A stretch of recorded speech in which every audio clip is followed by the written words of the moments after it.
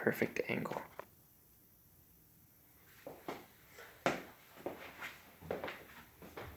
Saiyan MGTOW here with over 9,000 opinions. Welcome to the video. The dangers of dating. I am a MGTOW, which means I'm an individual man going his own way. Now, if I stopped right there with that definition, it would be accurate. But it wouldn't really get down to the core of why many men have chosen to go MGTOW. It doesn't explain MGTOW very well, in my opinion. So usually when I am trying to explain MGTOW to a coworker or my relatives or my friends, I usually say the following. MGTOW means men going their own way, but specifically it usually means that we won't get married, we reject the current dating atmosphere / power dynamic. We focus on working on ourselves to better ourselves. Some of us try to interact with women or other people as little as possible. But most MGTOW are at least aware of general female behavior and the dangers of dating. At this point, I usually get an immediate response that goes something like this. The dangers of dating? What's that? Or, like what? I would say 80% of the people I have explained MGTOW to have reacted exactly like this.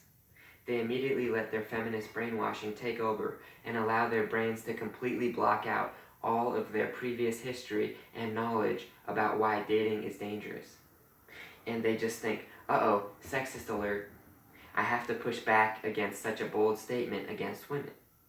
So they throw it back at me like they have zero idea about any dangers of dating. It's quite comical, actually. So for anyone out there who thinks dating is 100% safe, maybe you should think about this list. Number 1, false accusations. If you are dating someone, then it is more believable that you sexually, physically, or verbally abused them.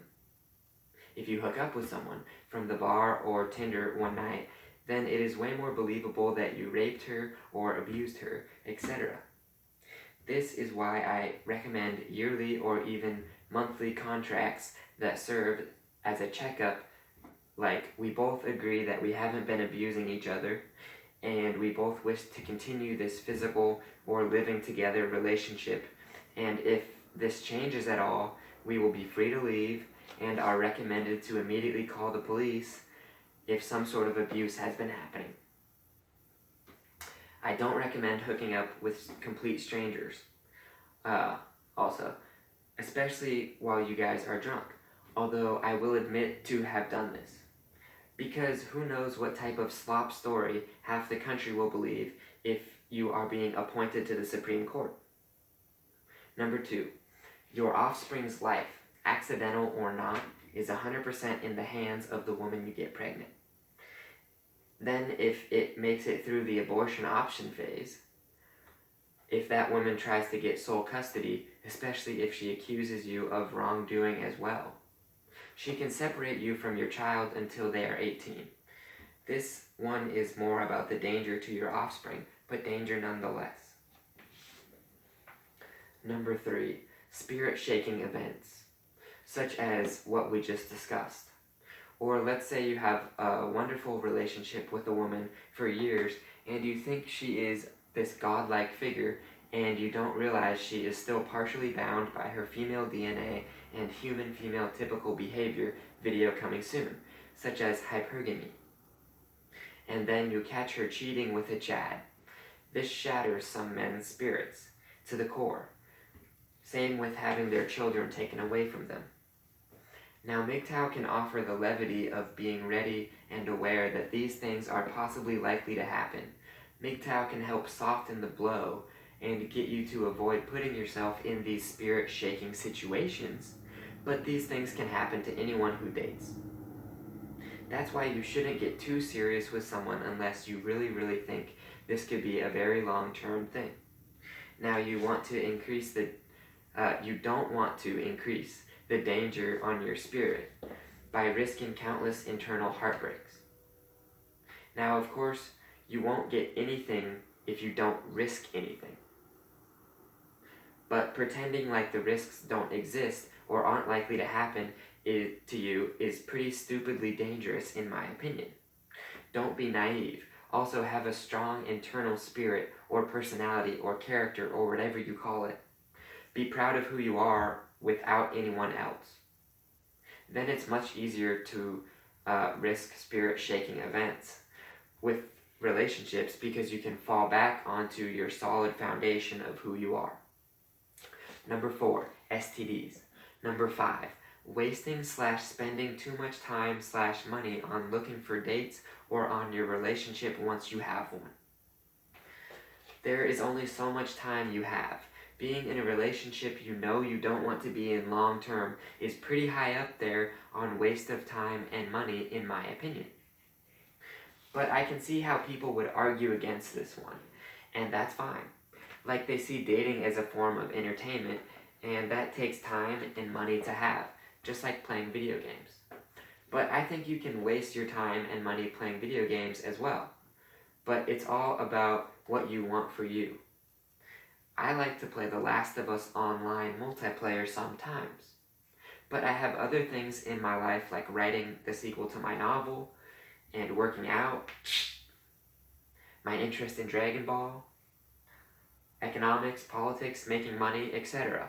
All of which I do so I can have more power in this life and in the afterlife, and because I enjoy progressing in those things. Some people out here spend 80% of their entire day just hanging out with the person they happen to be dating at the time.